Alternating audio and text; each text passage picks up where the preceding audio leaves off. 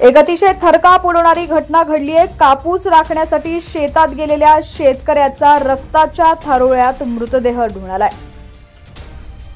या घटनेनं संपूर्ण परिसरात संतापाची लाट पसरलेली आहे। नेमकी ही हत्या कुणी केलेली आहे याचं कारण मात्र अद्याप समजू शकलेलं नाहीये।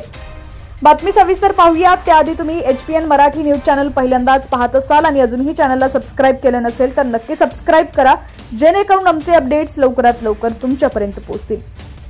तर कळमनुरी जिल्हा सांगली तालुक्यातील वारंगा मसाई येथील एका शेतकऱ्याचा जांभरुण शिवारातील शेतातील आखाड्यावर धारदार शस्त्रानं वार करून खून झालाय।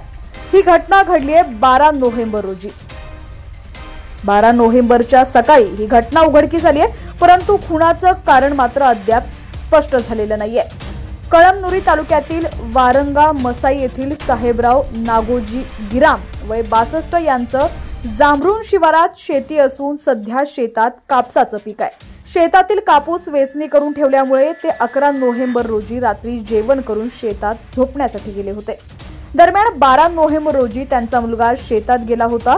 साहेबराव गिराम हे बाजेवर रक्ताच्या थारोळ्यात त्याला पडलेले दिसून आले।